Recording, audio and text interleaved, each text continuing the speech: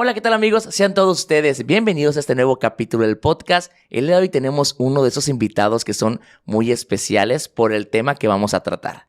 Hoy tenemos ni más ni menos que al buen Víctor Pinto, alias Gineco Víctor en TikTok. Él es médico cirujano con especialidad en ginecología. ¿Cómo estás el día de hoy? Hola, ¿qué tal, Ángel? Pues muchas gracias primero que nada por la invitación y la verdad es que estoy súper emocionado y sobre todo estoy así como temeroso de lo que me vas a preguntar porque he visto las entrevistas que has hecho a otras personalidades, ¿no? Entonces, quizá vayas a escuchar algunas cosas que no siempre tenemos la oportunidad de escuchar como personas que no estamos en el ámbito médico, pero pues precisamente por eso yo creo que se puede hacer muy, muy interesante la plática.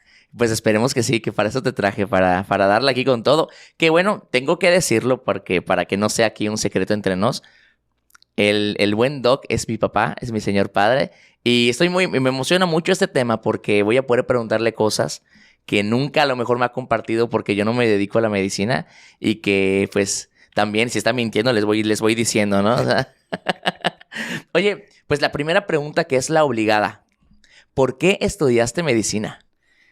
Bueno, pues la verdad es que es un poquito largo de contar, ¿no? Voy a tratar de resumir todo lo que para mí pudiera ser en un momento dado, pues la razón o el motivo por el que estudié, ¿no? No te limites. O sea, si quieres darle, dale. Bueno, ok, bueno, o sea, lo que no quiero es cansarlos, ¿no? Pero pues a lo mejor sí puede ser alguna anécdota de las que cuenta, puede ser interesante, sobre todo para aquellos que quieren estudiar medicina en la actualidad, ¿no?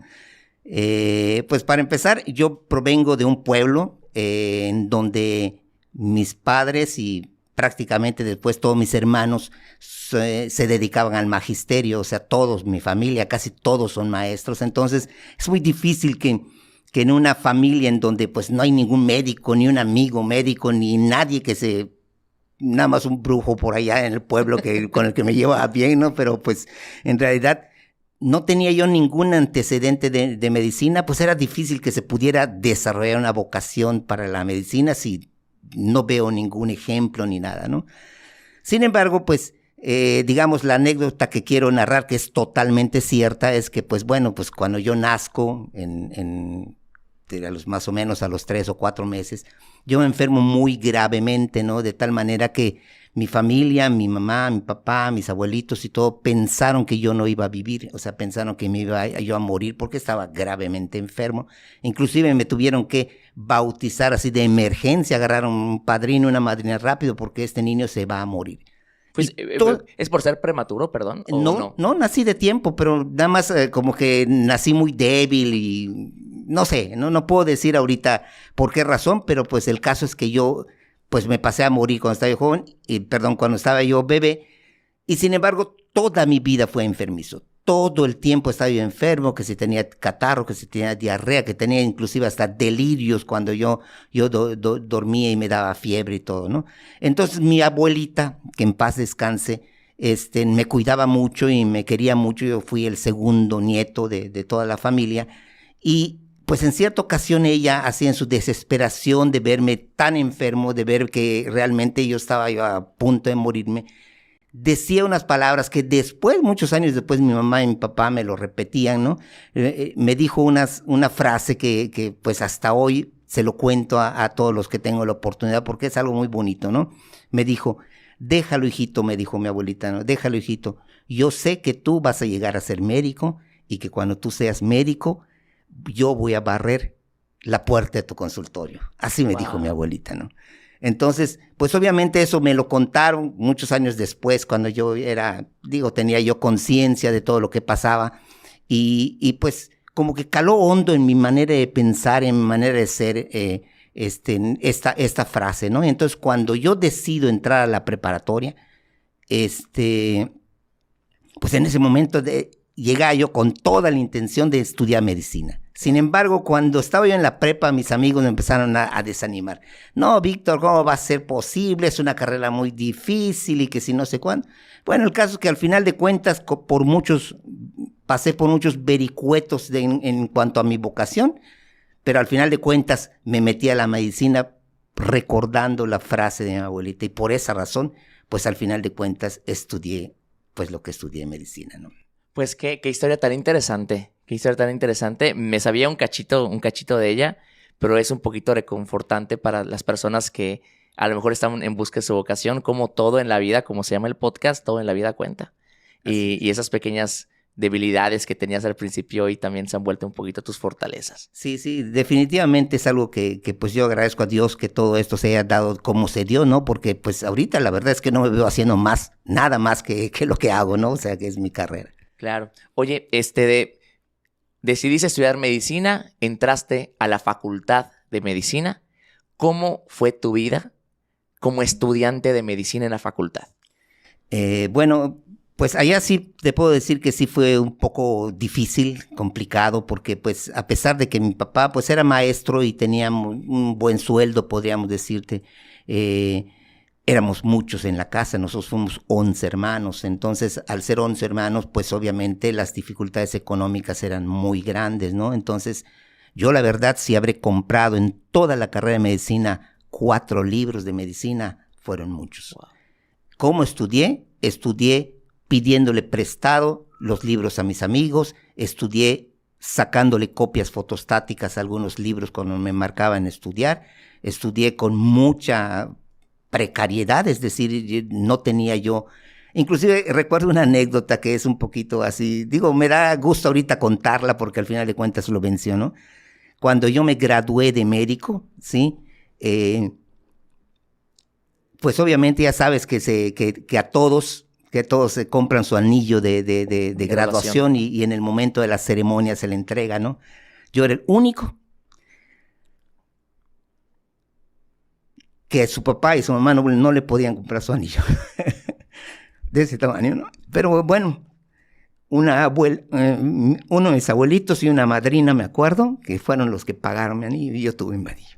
Wow. Ya viste, es el primer podcast en el que me pones a llorar tú. Y no te vuelvo a invitar. Sí. Es peor tantito, ¿no? Porque son cosas que se pasan en tu vida y que, pues, que te marcan, ¿no? Oye, que para la gente que nos está escuchando, que en Spotify sobre todo, y que no nos está viendo, pues las pausas que han habido es por la emoción de la anécdota aquí del doctor y también un poquito mía, obvio, ¿no? Pero pues qué padre. Y en ese trayecto, por ejemplo, en el que tú estudiabas medicina, ¿qué te decían tus papás? Ellos te apoyaban con lo que podían, me imagino.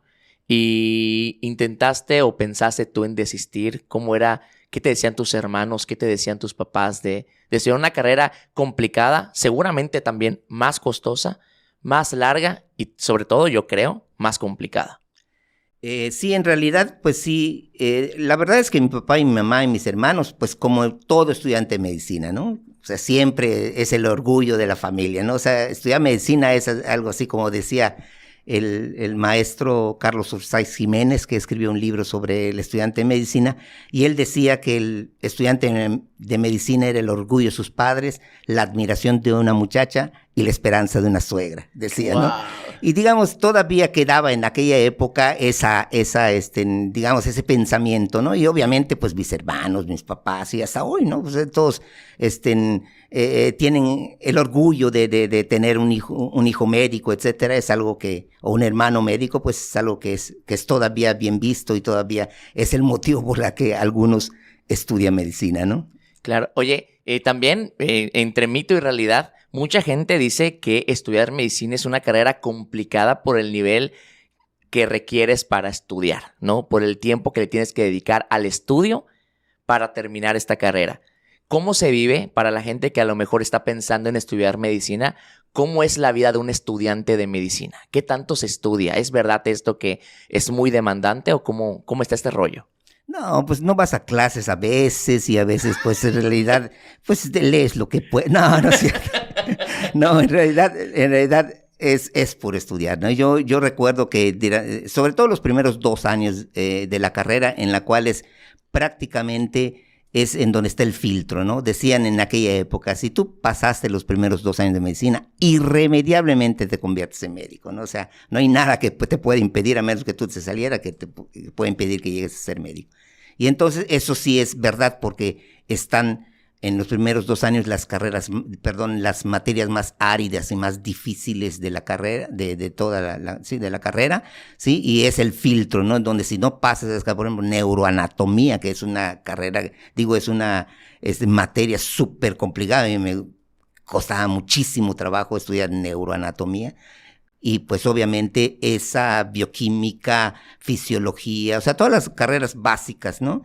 Las materias básicas son las que en un momento dado hacían el filtro, ¿no? Porque es cuando se topaban o pues no pasaban ese examen y al final de cuentas terminaban pues sacándolos de la escuela, ¿no? Porque solamente teníamos 3 oportunidades para poder pasar si debías una materia. Entonces, yo recuerdo que no teníamos muchas clases, ¿no?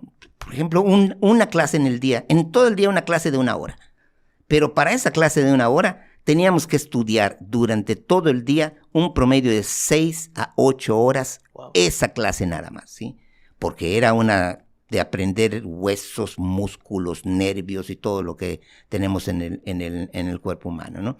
Digo, a lo mejor ahorita ya cambió un poquito, digamos, en los planes de estudio, pero en aquella época, ¿sí? Era una materia en el día y todo el resto de tu tiempo tenías que dedicarle a estudiar. Si no, no podías llegar a una clase si no habías estudiado por lo menos 6 a 8 horas en ese día.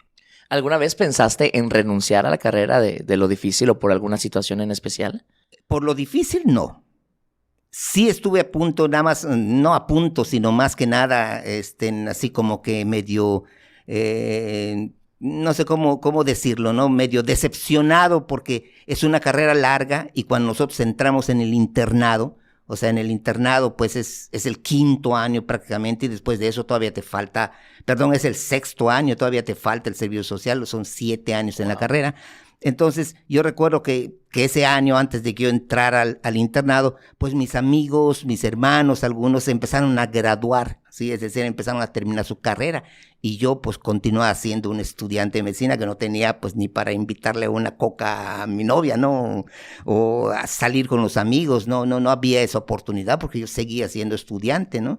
Entonces, recuerdo que algunos amigos se fueron de braceros a Estados Unidos, terminaron su carrera para tratar de juntar un poco de capital y venir y poner algún negocio, empezar su vida.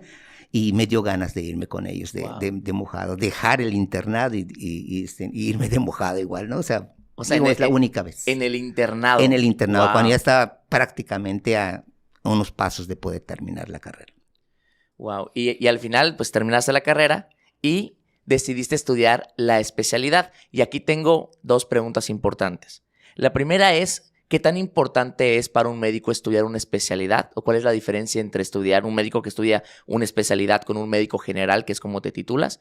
Y después vamos a la otra pregunta, que es ¿por qué la especialidad que elegiste, que es la ginecología? Entonces, la primerita es, ¿qué rollo con el tema de los médicos generales con estudiar posteriormente una especialidad? Bueno, pues aquí voy a decir cosas que a lo mejor no quieren escuchar, ¿no? Porque realmente, pues está un poco complicada la cuestión de la carrera de medicina, ¿no? Primero que nada, pues digo, va cambiando uno su manera de pensar conforme va pasando el tiempo, ¿no? Yo recuerdo que yo tenía la idea, porque pues ya había dicho que yo provengo de un pueblo, se llama Peto, Yucatán, y pues yo tenía la idea de que cuando yo termine la carrera me iba a ir a mi pueblo a trabajar, ¿no? Porque pues ahí hubiera sido feliz, digo, no quiere decir que no haya sido feliz ahora, ¿no? Pero pues eso era mi plan, ¿no? Yo regresar al pueblo para tratar a mis paisanos y todo, era el plan. Pero pues obviamente me casé y también empezaron a ver una serie digamos, de situaciones que cambiaron un poco esa manera de pensar con el tiempo. Y puedo decir con toda honestidad que digamos, mi carrera de medicina se lo debo a mis papás, y el hecho de que sea especialista se lo debo a mi esposa, ¿no?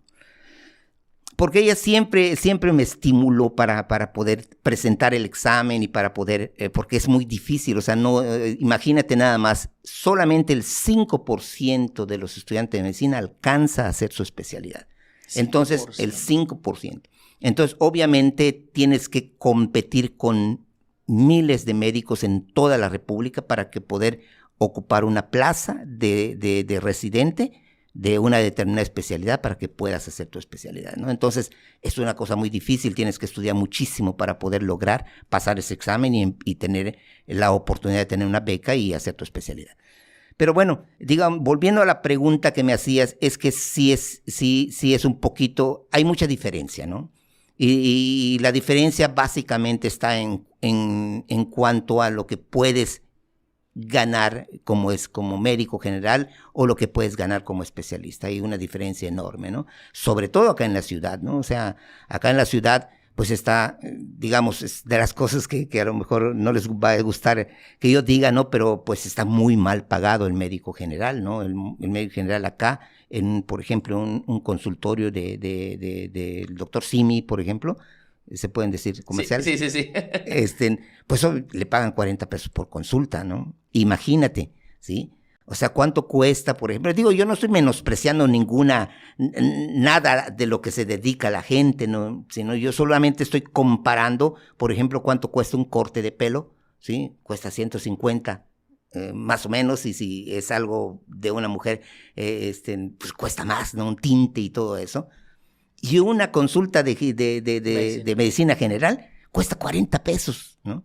Entonces, digo, la verdad es que, bueno, sé que tú te dedicas a hablar de cuestiones de empresa, ¿sí? Y la cuestión del doctor Simi, la empresa como empresa, pues fue un exitazo tremendo, ¿no? Pero, por otra parte, pues, y también la otra situación es que a la gente le ayuda mucho, porque en lugar de hacer colas tremendas en alguna institución de salud para que la atiendan, un catarro y todo, se va a la esquina para pagar 40 pesos y lo atienden allá y bien en la mayoría de los casos, ¿no? Pero cuando tú comparas esta situación de cuánto puedes ganar como médico general, pues no es que uno quiera ser rico por esto. Pues, la verdad es que nadie se hace rico con la medicina, ¿no? Sino simplemente que tengas un nivel de vida pues que te permita pues tener determinados satisfactores de acuerdo al tiempo y a los sacrificios y al esfuerzo que hiciste para estudiar medicina. Ok, y bueno, después de eso, ¿por qué estudiaste específicamente el tema de la ginecología? O sea, ¿cuál es la razón? ¿Qué fue lo que dijiste? Oye, voy a estudiar ginecología por esto. ¿Por qué no estudiar otra pediatría o etcétera? Acá voy a decir otras cosas que también son políticamente incorrectas, ¿no? Pero mira, la verdad es que la mayoría de los que estudian medicina escogen su especialidad en el momento del internado, porque es cuando tienes la oportunidad de estar en los diferentes servicios de especialidad. Estás en medicina interna, en traumatología, en cirugía general, en ginecología, y vas rotando por los diferentes servicios y es cuando dices, esto me gusta, esto no me gusta, ¿no? Entonces a mí me pasó una cosa muy curiosa en el internado, porque la verdad, con toda honestidad, o sea, los internos en los hospitales, pues son solo, o sea, son los que se dedican a la cuestión burocrática, ¿no? O sea, casi no tratan pacientes, ¿no? O sea, los internos en los hospitales son los que a veces los mandan a comprar las cocas por los residentes o por los adscritos y todo eso, ¿no? Son los que traen la comida, son los que... No quiere decir que en un momento dado esto, digamos, no aprendan por eso, ¿no? Porque como estás en contacto con los pacientes, estás en contacto con los especialistas, pues de algo puedes aprender. Y si estudias además, pues obviamente aprendes mucho, ¿no? Pero yo me sentía, cuando yo vi que a eso nos dedicamos, porque nos manda, por ejemplo, que sea a sacarle sangre a una paciente, que sea ponerle una sonda a una paciente, que sea hacer un vale para el laboratorio, que sea hacer una nota, todo eso es lo que hace, ¿no? Y entonces yo la verdad me sentía, y yo creo que algunos así se habrán sentido muy inútil, ¿no? O sea, si yo quiero tratar pacientes, yo quiero curar a alguien, salvar la vida a alguien, pues estoy en medio de papeles y yendo a buscar la bolsa de sangre para ponérselo a este paciente, o sacándole, o sea, cosas que dices, oye, pues para eso estudié 5 años, ¿no? Porque para ese momento ya estudiaste 5 años, ya te aprendiste 100,000 libros de medicina y todo, y para eso sirvo, o sea, ¿no? Pero cuando yo paso por ginecología, es cuando yo siento que verdaderamente estaba siendo útil, ¿no? ¿Por qué? Porque allá, cuando menos en mi época, hoy, ni eso, ¿sí? Porque ahora Sí, digo, en mi época nosotros atendíamos partos, ¿no? O sea, nos metíamos, claro, bajo la supervisión de los residentes de ginecología y bajo la supervisión del médico de base de ginecología, nosotros atendíamos los partos, ¿no? Si estamos haciendo algo, pues se meten ellos, si está haciendo algo. Siempre así había sido y teníamos la oportunidad de atender un parto porque un médico general debería de salir atendiendo partos y todo, pero en la actualidad la verdad es que no pasa. no pasa, ¿no? Claro. O sea, hoy casi nadie que sale del internado como médico general sabe atender un parto, ¿no?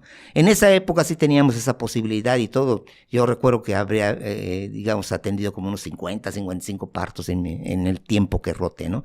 Entonces, pero me sentía yo útil, o sea, que estoy haciendo algo realmente de lo que estudié, ¿no? No solamente estaba dedicado a hacer papeles, sino algo útil, y es una de las cosas por las cuales, pues, me gustó la especialidad, ¿no?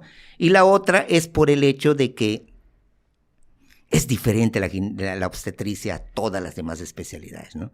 Porque como quiera que fueras, el médico se enfrenta al drama de la enfermedad, ¿no? Se enfrenta al drama de la muerte, al drama de aquel paciente que no puedes curar, al drama de tener que decirle a algún paciente que tiene una enfermedad grave, de darle una mala noticia, ¿no? Y la obstetricia era todo diferente, entre comillas, porque después conocí que no es totalmente así, ¿no? Es la vida que comienza, es el bebé que es esperado con ansias, es la mujer que se siente, que le ves la cara de felicidad después de 2, 3, 4, 5 horas de sufrimiento, de estar pujando, etcétera. Nace el bebé y llora y se siente feliz y satisfecha, o sea, todo eso. Pues todas esas son las que decía, sí, yo quiero ver esta cara de la medicina, ¿no? Esta cara de la medicina que es más bonita y atrayente que el otro, ¿no? Que me costaba conflicto no poder decirle a un paciente que tiene una enfermedad grave o que está, o avisarle a los familiares que el paciente está agonizando, etcétera, etcétera, ¿no? Y eso fue lo que me hizo ser ginecólogo. Oye, muy interesante. Oye, tocando el tema que comentaste respecto de los internos y todo eso, igual, tocando a lo mejor un tema que puede ser sensible, yo me ha tocado ver en redes sociales, ahorita sobre todo que estamos en esta época de la comunicación tan fácil y mediática y viral y todo, el tema de los maltratos a los estudiantes por parte de los médicos, a los estudiantes de medicina, que yo he visto de que el doctor de base le grita en videos, ¿no? Que le grita a los internos, le grita a los residentes, le grita a los estudiantes, o sea, ¿cómo miras tú este rollo? ¿Qué es lo que pasa? Bueno, en realidad, hasta que empezó a aparecer eso en redes sociales, no lo había pensado, ¿no? Ya había vivido todo eso que dice, todo ya lo había vivido. O sea, hay médicos que te maltratan, médicos que de base o de mayor jerarquía, que te humillan, que te dicen de cosas y que no te bajan del más tonto de todos, ¿no? Por no decir una palabrota, ¿no?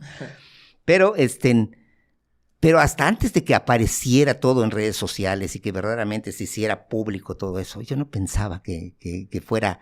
que estuviera mal. Que pudiera ser diferente, ¿no? Porque así lo conocí, ¿no? Claro. Así conocí todo, ¿no? O sea, por esa razón, digamos, la residencia, o sea, cuando haces tu especialidad 4 años en un hospital, la residencia es una de las razones por las que es muy difícil. Porque cuando eres R1, cuando estás en primer año, eres jerárquicamente el más bajo de todos, ¿sí? Entonces, obviamente, los castigos, los regaños y todo, aunque el R3 se tenga la culpa, pues al final de cuentas te culpa a ti, y entonces no puedes decir nada, porque si en alguna institución o alguna profesión está muy marcada la jerarquía, ¿sí? Así como en los militares que está el cabo, el sargento, el teniente, el subteniente, el teniente, el capitán, el teniente coronel, el coronel, etcétera, ¿sí? Así en los hospitales hay una jerarquía perfectamente bien marcada, ¿no? De tal manera que hay hospitales en la Ciudad de México, sobre todo, donde en los altos, digamos, en los centros de salud de alta especialidad, en donde el R1 no puede hablarle al R3. No puede decirle nada ni preguntarle nada al R3. Tiene que decírselo al R2 para que el R2 le diga al R3, ¿no? Wow. Así de ese tamaño está tan marcada la jerarquía en los hospitales, digamos, de alta especialidad que forman especialistas y todo, ¿no? Entonces, ¿cómo lo veo yo? O sea, yo solamente digo, el problema actual, y digo, pues eso no solamente pasa en ello, es que obviamente estas generaciones nuevas son muy sensibles, muy, ¿cómo les dicen ahora? Generaciones de cristal, ¿no? O sea, de todo, de todo. Digo, no quiere decir que esté bien todo eso, ¿no? Claro. Yo solamente digo, yo lo viví y la verdad a mí no me causó ni un trauma porque dicen, es que vas a traumarlo y todo.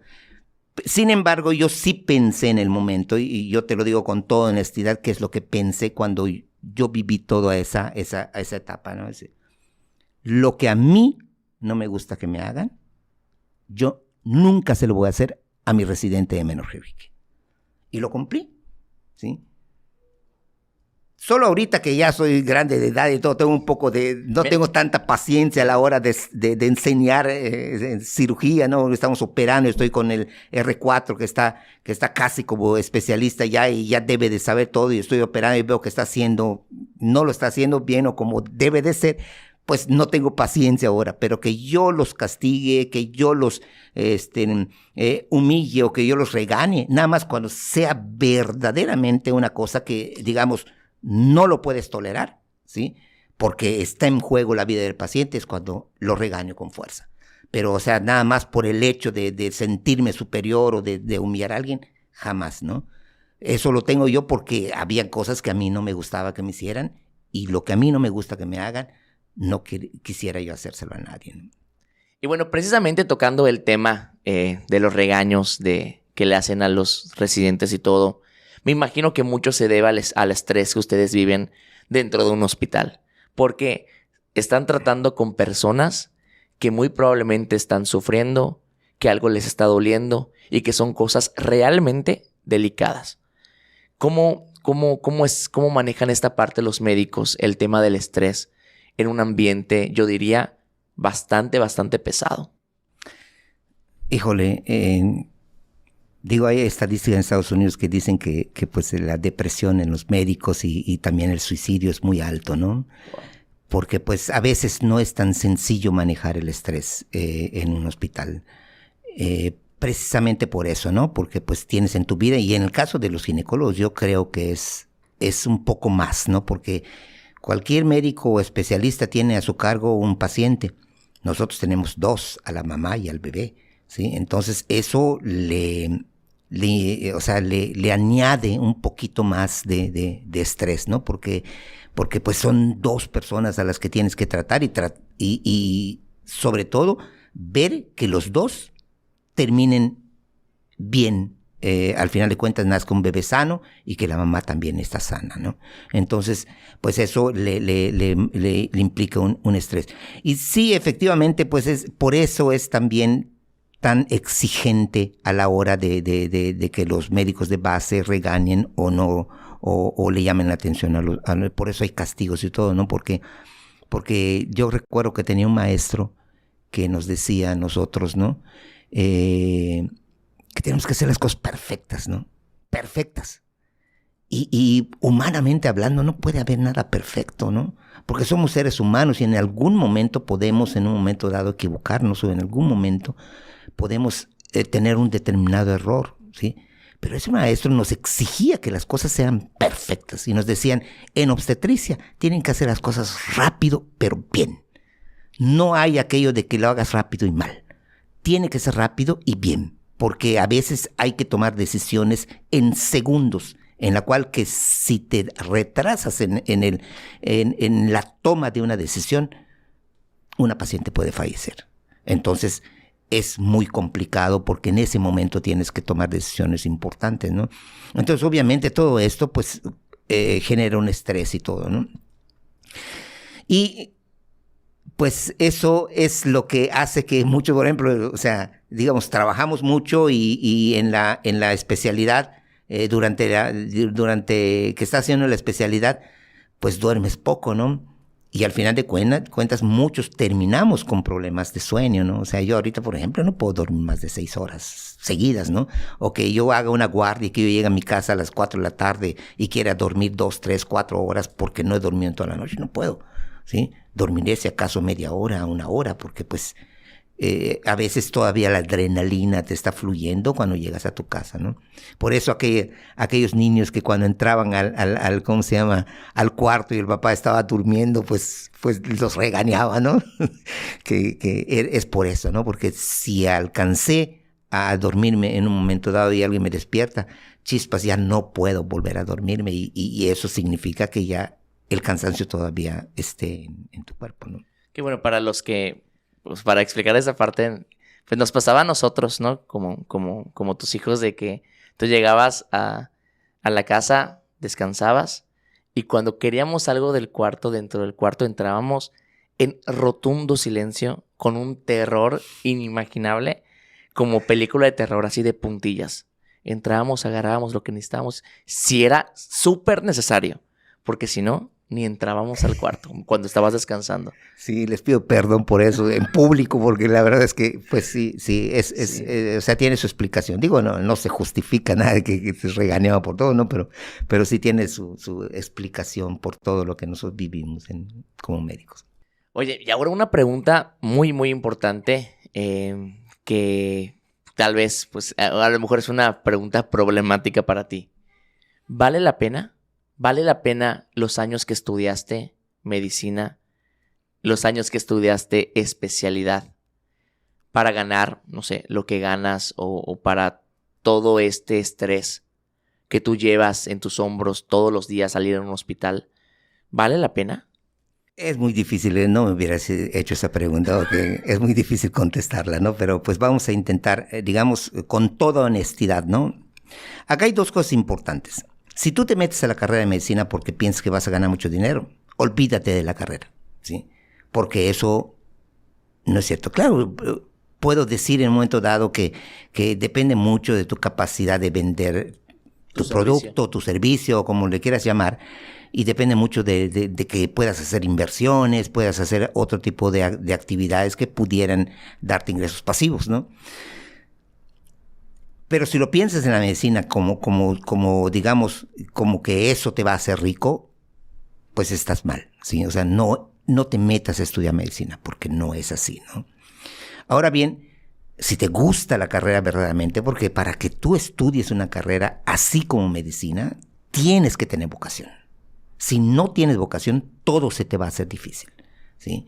Y obviamente cuando venga el hecho de que no ganas como quisieras ganar o como esperarías ganar por el tiempo que te has dedicado a estudiar, pues obviamente va a venir la frustración, ¿no? Yo te digo con toda honestidad, hasta ahorita yo no me he sentido frustrado por la medicina, ¿sí?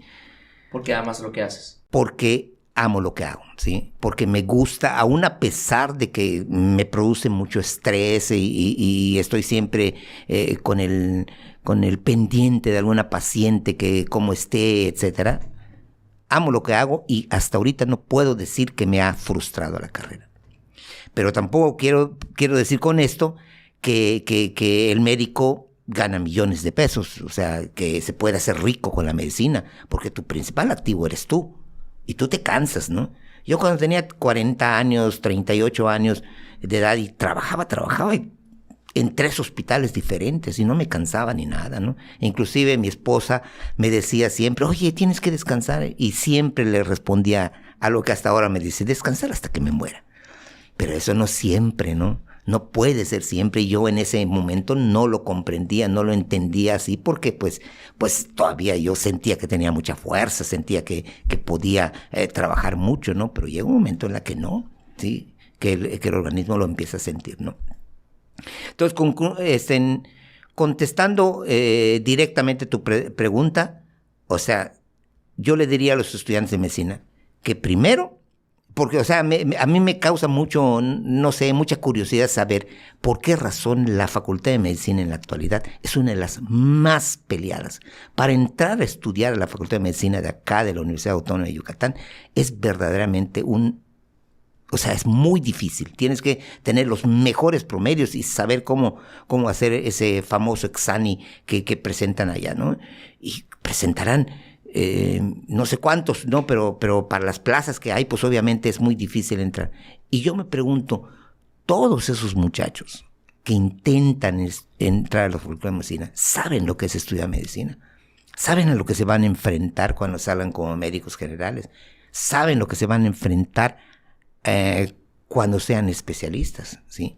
Porque ahorita la cuestión de las redes sociales es muy fuerte, ¿no? Y sí, hay quienes nos agradecen, que si los héroes de Blanca, y que si cosas que son románticas, están bonitas y todo eso, ¿no? Pero cuando hay un problema médico de alguna paciente y que sale a las redes sociales, no hay persona que no te crucifique.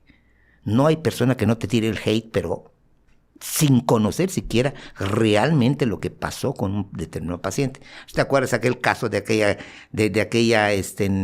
señora que la nota decía o el TikTok decía que fue para que le quiten un DIU y le quitaron una pierna y le quitaron la matriz? No sé si te acuerdas de ese caso, sí, ¿no? Es muy emblemático. Tiene 3, 4 meses, ¿no? Que fue viral el video y que se armó un desastre, ¿no?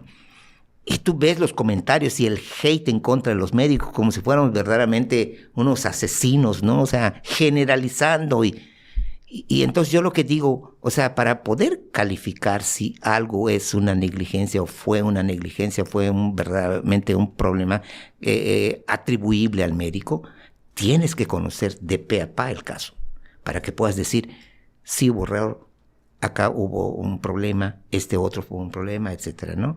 Después, con unos amigos hicimos una campaña. No una campaña, sino más que nada un análisis de qué es lo que pasó, ¿no? O sea, no yo, unos amigos lo hicieron, un internista, un especialista en ginecología y otra persona hicieron un podcast para hablar sobre eso, ¿no? Porque no era así como lo presentaba las redes sociales, ¿no? Entonces, todo eso tienes que tomarlo en cuenta cuando tú decidas estudiar medicina. Y por eso digo, ¿cómo va? O sea, tanta gente tantos muchachos que están ilusionados con entrar a estudiar medicina. Primero tienes que saber qué es estudiar medicina. En segundo lugar, qué hace el médico. En tercer lugar, cuánto ganas, ¿sí? Porque es importante al final de cuentas la remuneración. Y en tercer lugar, la dificultad que existe para poder hacer tu especialidad. Porque al final de cuentas, sobre todo acá en la ciudad, todo el mundo quiere ser especialista. Pero no todos pueden ser especialistas, man. El 5%, dijiste. Wow. Ya, obviamente, llevas muchísimos años tú como médico. Que nos puedas compartir algunas de las mejores experiencias que has tenido como ginecólogo. Y luego nos cuentas alguna, ya sea mala o ya sea curiosa, que hayas tenido tú como médico, como ginecólogo. Bueno, te lo voy a dejar más que nada en experiencias, ¿no? Porque pues, o sea, digamos que sí es bonito cuando una paciente te dice gracias doctor por haber salvado la vida, o gracias por hacerme el diagnóstico, o gracias por haber sacado a mi bebé, etcétera, ¿no? Sí, o sea, si ven mi perfil de mi página, mi fanpage en Facebook, tengo muchos agradecimientos al principio y todo, ¿no? De gente que pues está agradecida. Todo eso es bonito, son experiencias bonitas que uno recibe como médico y todo, ¿no? Pero bueno, te voy a narrar nada más 2 casos así para que la gente se dé color, ojalá y que pues no se espanten con lo que voy a decir, porque pues sí son cosas así que dices, wow, no puede pasar, ¿no? La primera tiene un aspecto policíaco, así de esos que dices, o sea, no puede ser, ¿no? No puede ser. Pero es una realidad que me pasó y es una experiencia que yo tengo. Y el problema principal es que, digo, no es por presumir, pero cuando yo hice mi residencia de ginecología, o sea, mi especialidad, me fue muy bien, pues, de tal manera que nunca me pasó ni un problema, ni nada por el estilo, nunca. Pero cuando yo salí del especialidad en los primeros 3 años me pasó todo lo inimaginable. Quiero decir, Dios mío, no puede ser posible que me pasen tantas cosas, ¿no? Ya después uno aprende con la práctica y la experiencia y todo a tener, digamos, ciertos cuidados con algunas cosas, ¿no? Pero esto fue, creo que en el 2º año de que había yo salido como especialista. Yo llegué al hospital donde trabajaba, ¿sí? Una noche yo hacía guardias en un hospital. Y de repente yo estaba en urgencias de ginecología ese día, ¿sí? Y de repente llega una paciente, o sea, me vienen a avisar de que habían traído a una paciente que estaba convulsionando, ¿sí? Estaba convulsionando. Y entonces Pues inmediatamente fuimos. Cuando yo llegué ya estaban las enfermeras encima de él, canalizándole y viéndole, todo estaba sacando espuma por la boca y todas las cosas, ¿no? Y empecé a revisarla y a tratar de interrogar cuáles son los antecedentes, y resulta ser que ese mismo día en la mañana la habían dado de alta en ese hospital, en ese mismo hospital. Se le dio de alta porque había dado a luz por cesárea, y se le dio de alta en la mañana de ese día. Y cuando regresó estaba en esas condiciones, ¿no? Y entonces, pues empecé, o sea, le tomé sus signos vitales, traté de interrogarle y toda la cosa, y por los datos que en ese momento yo tenía, convulsiones, estaba su presión arterial súper elevada, estaba por los cielos, su presión estaba en un estado soporoso, etcétera. Yo dije, bueno, esa es una eclampsia. Esto es lo más probable que sea. La eclampsia es digamos, un problema muy grave que aparece en pacientes que se les sube la presión. La preeclampsia es severa, o con datos de severidad es cuando está grave pero no ha convulsionado. Cuando convulsiona es cuando se le llama eclampsia, ¿no? Pero bueno, pues es una eclampsia. Inmediatamente pues hicimos las primeras maniobras para poder estabilizarla, ¿sí? Fui directamente a hablar con los de unidad de cuidados intensivos. Rápidamente vino el especialista en cuidados intensivos, y boom, en 5 minutos ya estaba en la terapia intensiva. Grave la paciente, ¿no? Wow. Entonces, pero la evolución que tenía su caso era demasiado rápido, ¿no? Se estaba deteriorando rápido, se estaba deteriorando la paciente, de tal manera que, digamos que pues como yo hice guardia toda la noche, nos vinieron a avisar como a las 4 o 5 de la mañana que había fallecido la paciente, ¿no? Y obviamente, digamos, una muerte materna es una cosa muy grave en obstetricia, ¿no? O sea, no solamente por el hecho en sí mismo, sino por todas las secuelas o el contexto de la paciente. Se queda un viudo, a veces huérfanos, o sea, es una cosa muy grave una muerte materna, ¿no? Entonces, pues obviamente cuando hay así, se persigue de oficio y se tiene que investigar inmediatamente qué es lo que pasó y todo, ¿no? Pero resulta ser que de repente en la mañana siguiente, o sea, unas horas después de que falleció la paciente, llega el esposo campante. Llega el esposo allá a preguntar con trabajo social que si le iban a dar de alta a su esposa y que si su hijo y todo. Y todos quedaron así.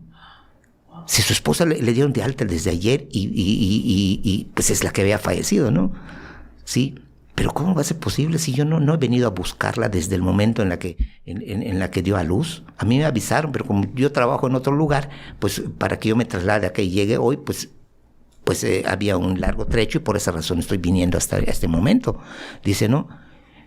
Y quedaron todos así. ¿Y quién llevó a la paciente? O sea, ¿quién firmó el alta? ¿Quién fue a buscarla, no?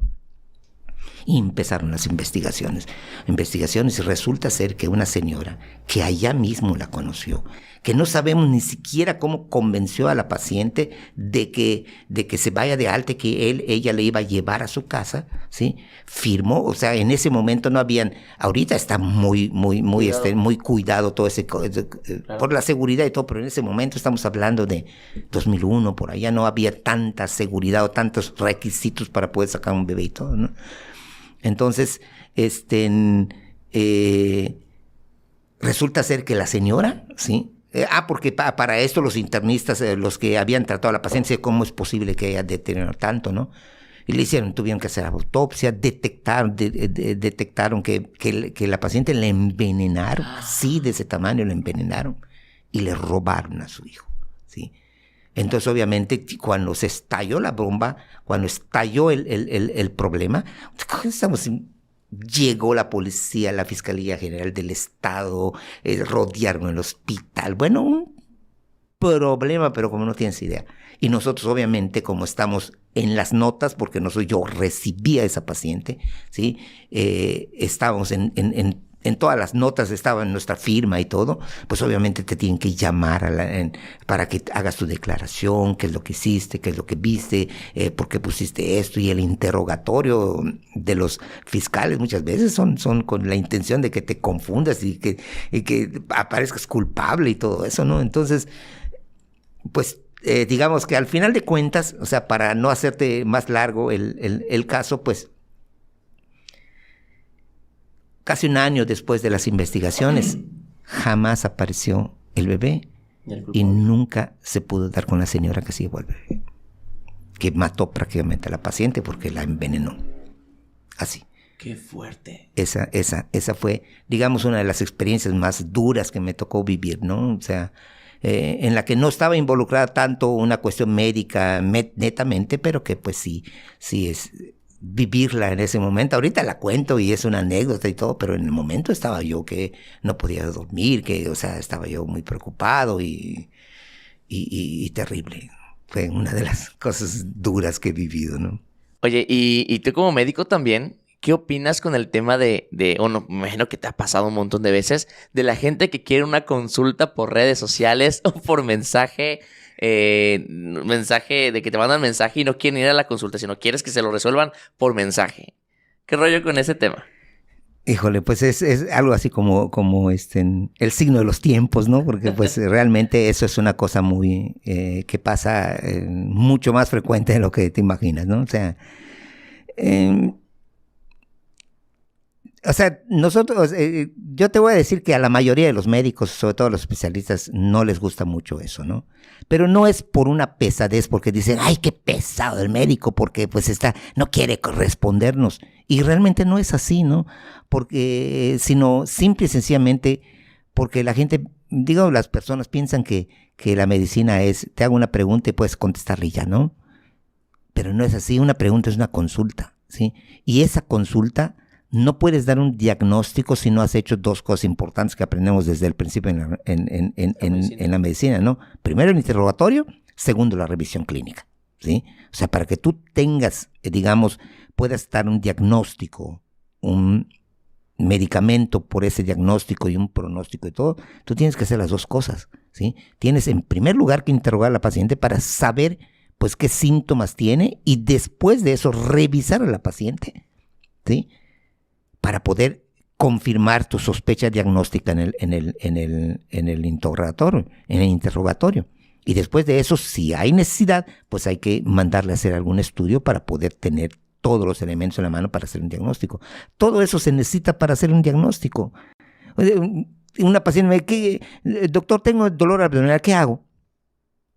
Pues bueno, la respuesta más es, pues, ve para que te revisen, ¿sí? Porque así como un dolor abdominal puede ser un cólico por una diarrea, puede ser también una apendicitis o un problema grave, que no puedo saberlo si no te reviso. Claro. ¿Me explico? O sea, la razón fundamental por la que nos molesta es precisamente por eso. No es porque seamos pesados y no queramos responder a una paciente, sino porque es muy peligroso que por mensaje estuviera yo haciendo diagnósticos en lugar de interrogar bien a una paciente y de estar inspeccionándola para que podamos nosotros saber el diagnóstico y poder decir, bueno, tienes esto y hay que tomar esto, ¿no? ¿Sí? Pero, o sea, digamos, yo cuando, por ejemplo, mis pacientes me mandan mensajes, si yo conozco a la paciente y la he visto y sé que es una cosa, me preguntan, oye, ¿cómo me voy a poner sus medicinas o cualquier cosa? Por lo general les contesto a las pacientes, ¿sí?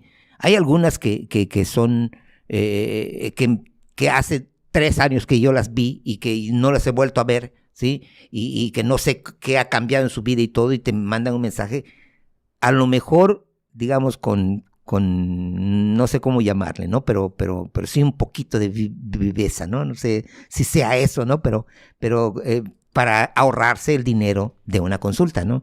Y entonces, cuando que, pues, realmente, pues, no es así la medicina, ¿no? O sea, nosotros tenemos que interrogar, tenemos que revisar para poder hacer un diagnóstico. No es solamente decir, contestar por mensaje. Ya ves, cuando quieren que por una nota de audio o un mensaje larguísimo le expliquemos algún padecimiento que sí se necesita que explicarle en persona, pues obviamente no puedo responder para decirle algo así que es largo de explicar, ¿no? Mejor ve a la consulta y pues allá te explico todo lo que quieras, ¿no?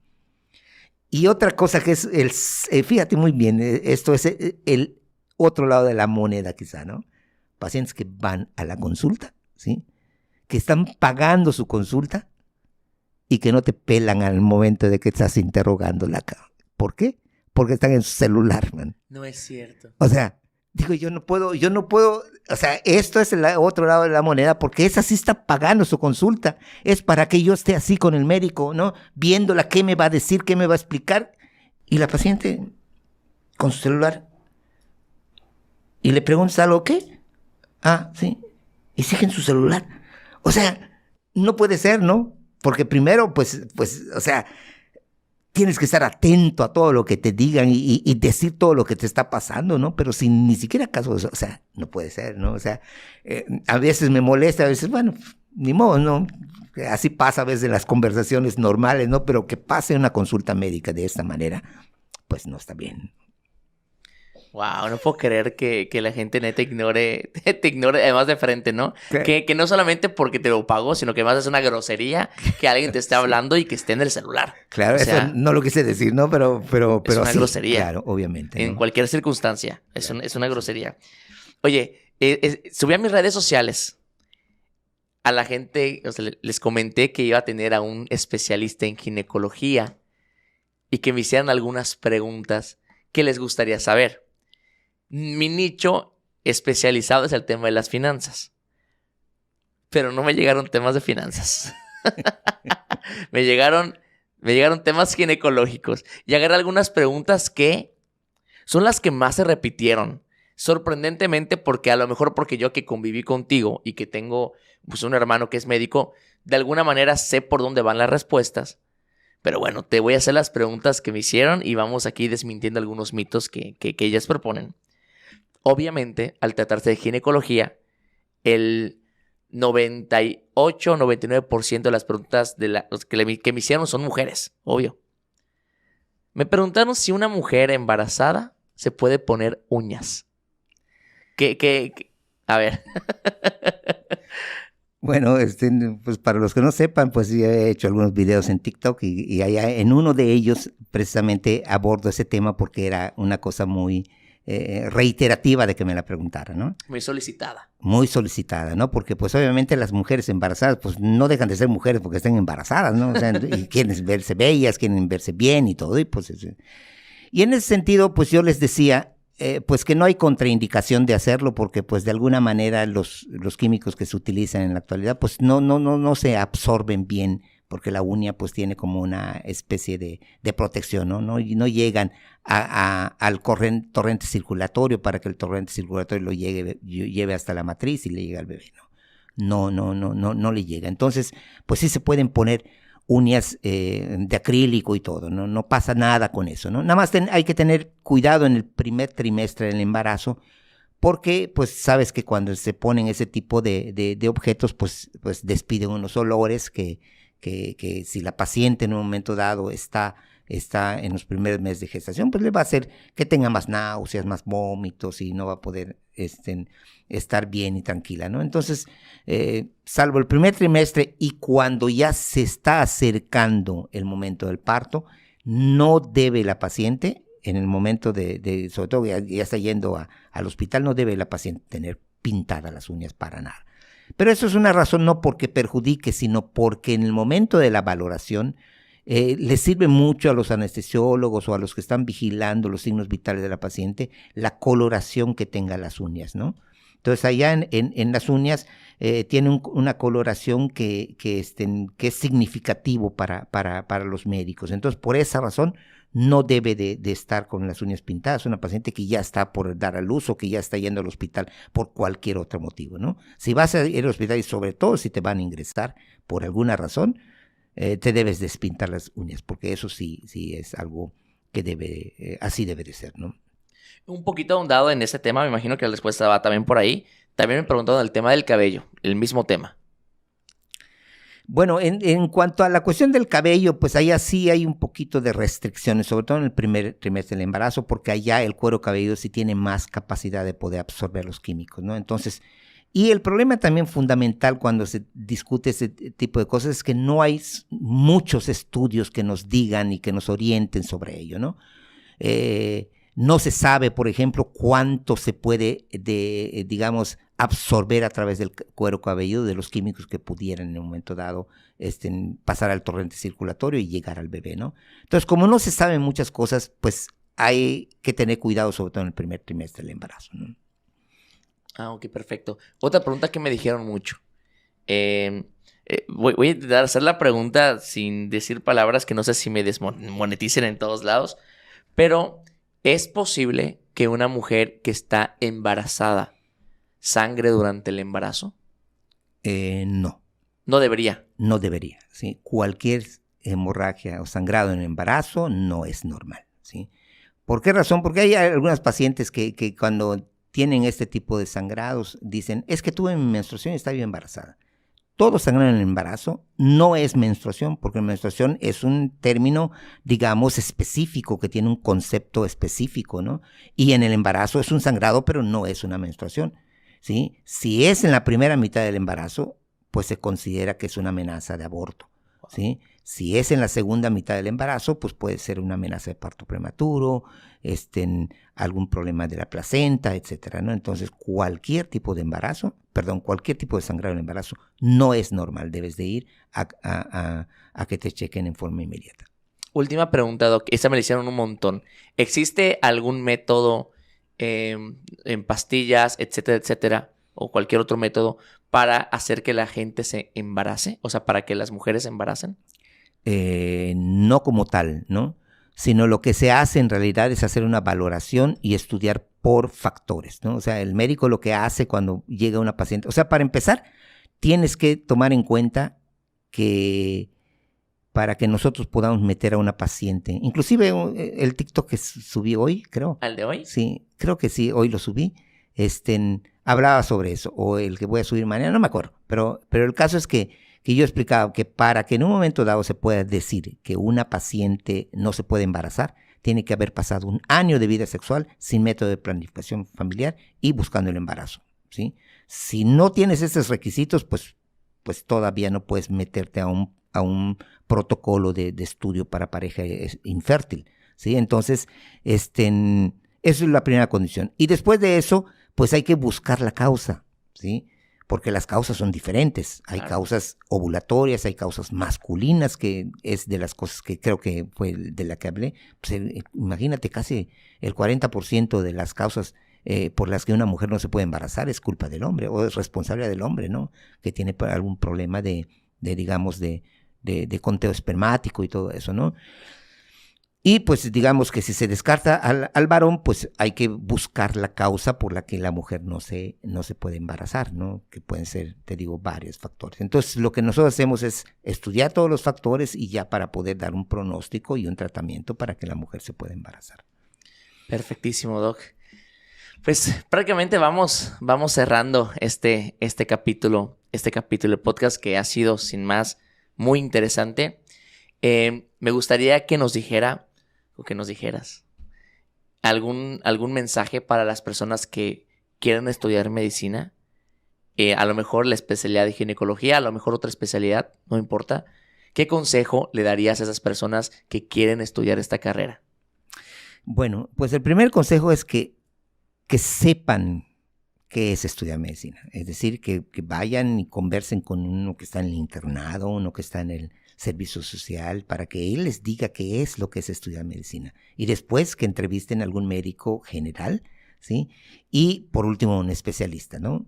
Para que tengan un panorama completo, ¿no? Para que sepan a qué están entrando, para que sepan ellos y que tengan conocimiento de primera mano a qué se van a enfrentar cuando estudien medicina, ¿no? Si tienen el llamado de alguna manera, si tienen, digamos, les gusta por cualquier cosa que les haya pasado en su vida, como a mí me pasó, pues obviamente pues es una carrera difícil, pero pues también tiene muchos satisfactores y todo, ¿no? No quiere decir que todo sea mal ni nada, no, sino al contrario, tiene muchísimas satisfacciones y todo, ¿no? Pero que sepan a lo que se están enfrentando, que sepan lo que es la carrera y que si con todo lo que saben, pues todavía tienen la decisión. El otro consejo es que estudien un rechingo. Porque eso es la carrera, estudiar mucho. Doc, papá, muchísimas gracias por esta plática. Muchas gracias por compartirnos estas experiencias, vivencias, tus puntos de vista, tus opiniones respecto de todo lo que hemos platicado.